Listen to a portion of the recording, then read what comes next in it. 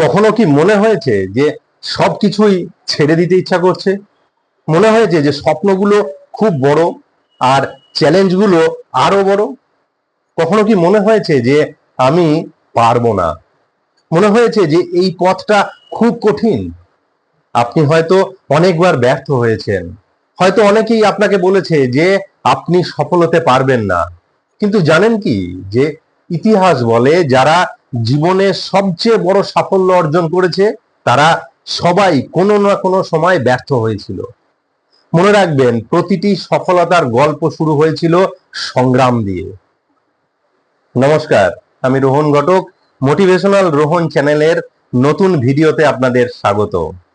Elon Musk যখন Tesla এবং space x শুরু করেছিলেন তখন সবাই বলেছিলেন যে এটা অসম্ভব, কখনোই সম্ভব নয়। কিন্তু আজ টেসলা বিশ্বের অন্যতম সফল কোম্পানি, আর স্পেস এক্স মহাকাশ অভিযানের ভবিষ্যৎ গড়ে তুলেছে। আমরা যদি স্বপ্ন দেখি কিন্তু সেই স্বপ্ন পূরণের জন্য কাজ না করি, তাহলে স্বপ্ন শুধু স্বপ্নই থেকে যাবে। কিন্তু যদি আমরা প্রতিদিন ছোট ছোট পদক্ষেপ নিতে থাকি, তাহলে একদিন সেটা বাস্তবে পরিণত হবে। আমার লেখা একটি অনুপ্রেরণামূলক গল্পের বই, যা আপনি গুগল প্লে বুকে পেয়ে যাবেন। এটিতে এপিজে আব্দুল কালাম, ইনফোসিসের প্রতিষ্ঠাতা নারায়ণ মূর্তি, আব্রাহাম লিঙ্কন, কেএফসির প্রতিষ্ঠাতা মহেন্দ্র সিং ধোনি, আলিবাবার প্রতিষ্ঠাতা জ্যাক মার স্ট্রাগল এবং সাকসেস স্টোরি আছে, এবং আপনিও কিভাবে সফল হতে পারবেন এই বিষয়েই লেখা। বইটির লিংক ডেসক্রিপশন বক্সে দেওয়া আছে, আপনি অ্যামাজনেও পেয়ে যাবেন, তবে সেটা ইংলিশ ভার্সন।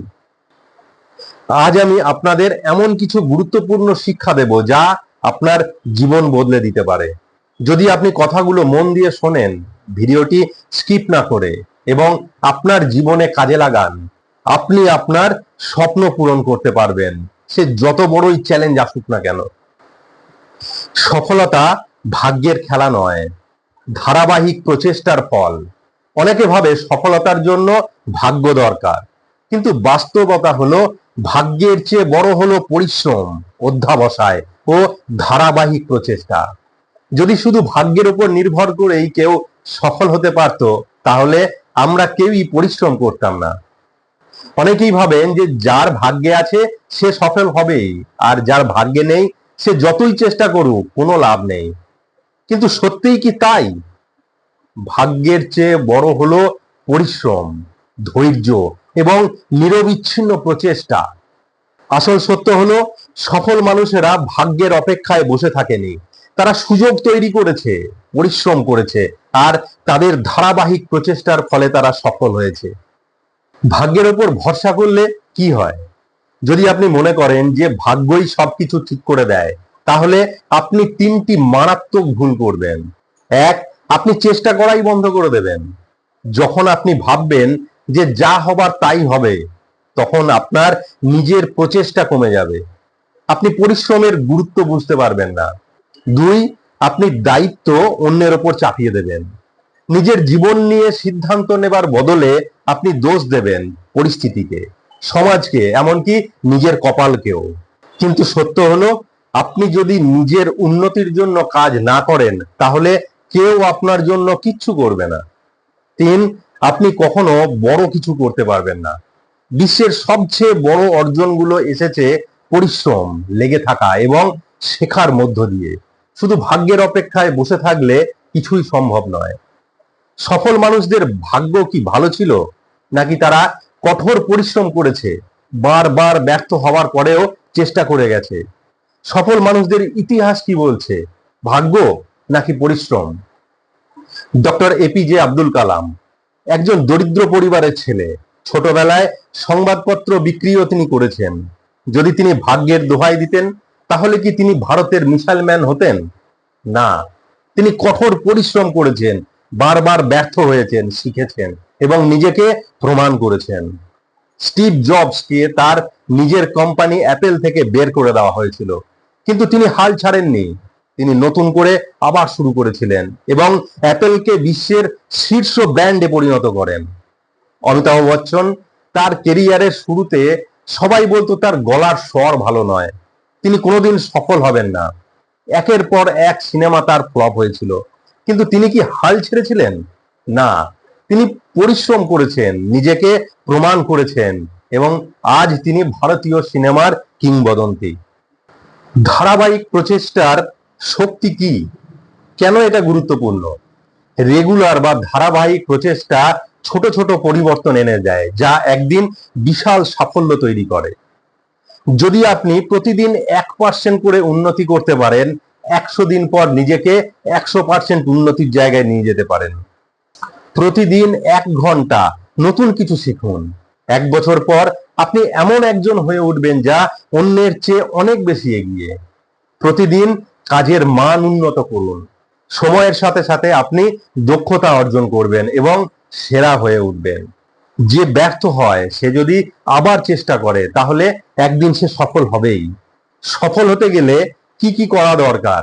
নিজেকে দোষারোপ করা বন্ধ করুন। কখনো বলবেন না যে আমার ভাগ্য খারাপ, কি আমি এটা পারবো না। বরং বলুন আমি শিখবো, আমি চেষ্টা করব এবং আমি সফল হব। প্রতিদিন কিছু না কিছু শিখুন। যে যত বেশি শেখে সে তত দ্রুত উন্নতি করে। প্রতিদিন 1 ধাপ এগিয়ে যান। ছোট ছোট পদক্ষেপ নিন, কিন্তু থেমে যাবেন না। সুযোগের জন্য বসে থাকবেন না, অপেক্ষা করবেন না, নিজেই সুযোগ তৈরি করুন। যারা সুযোগের অপেক্ষায় বসে থাকে তারা জীবনে খুব বেশি দূর এগোতে পারে না।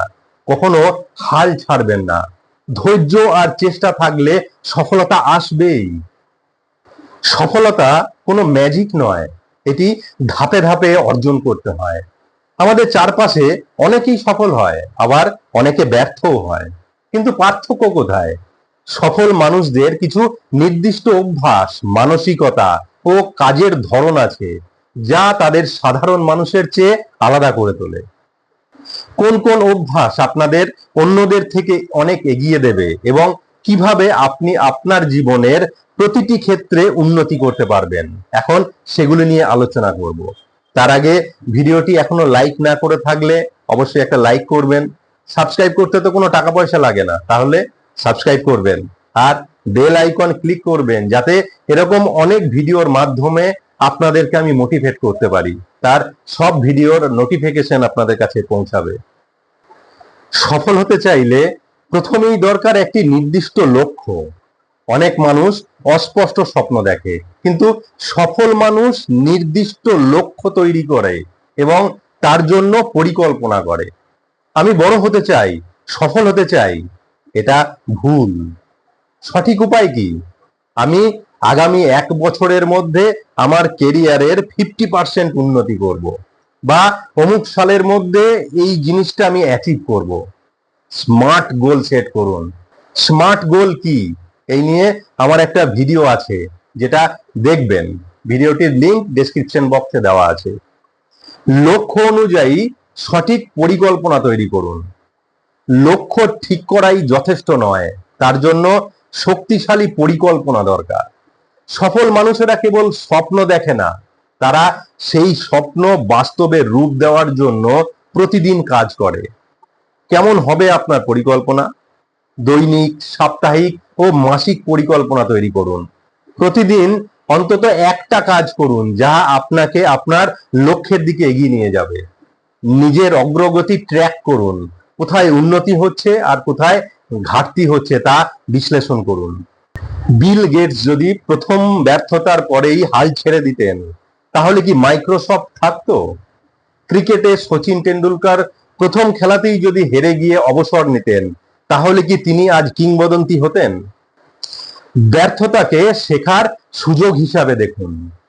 অনেকেই একবার ব্যর্থ হলেই বা 2-4 বার ব্যর্থ হলেই মনে করে যে আমি আর পারবো না, আর আমার দ্বারা হবে না, এই বলে সে হাল ছেড়ে দেয়। কিন্তু সফল ব্যক্তিরা কিভাবে ভাবে? তারা ব্যর্থতাকে পরাজয় নয়, বরং শেখার সুযোগ হিসাবে দেখে। তারা ব্যর্থতা থেকে শিক্ষা নিয়ে নিজেদের উন্নত করে। সফলতার জন্য 3টি গুরুত্বপূর্ণ নিয়ম। 1, ভুল করা দোষের নয়, কিন্তু একই ভুল বারবার করাটা দোষের। ভুল থেকে না শেখাটা দোষের। 2, যদি 100 বার ব্যর্থ হও, তাহলে 101 বার আবার চেষ্টা করো। 3, ব্যর্থতা মানে শেষ নয়, বরং নতুন কিছু শেখার শুরু। সত্যিকারের বিজয়ীরা কখনো থামে না, তারা শেষ পর্যন্ত লড়ে যায়। আপনিও কি তাদের মধ্যে একজন হতে চান? তাহলে আজই প্রথম পদক্ষেপ নিন। আপনার সময় এখন। ভিডিওটি দেখার জন্য ধন্যবাদ। ভালো থাকবেন, সুস্থ থাকবেন, আর সবসময় নিজেকে মোটিভেট করে রাখবেন। ভিডিওটি ভালো লাগলে অবশ্যই একটা লাইক করবেন, শেয়ার করবেন সবার সাথে, আর চ্যানেলটিকে সাবস্ক্রাইব করা না থাকলে অবশ্যই সাবস্ক্রাইব করবেন। নমস্কার।